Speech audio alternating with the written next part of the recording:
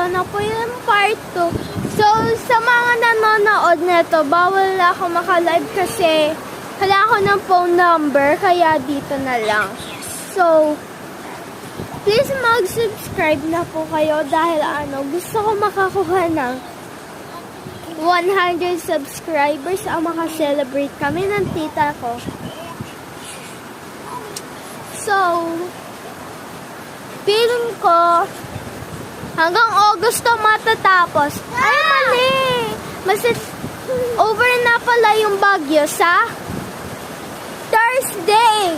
Mapupunta naman next sa Taiwan sa tito ko. So, wala kong...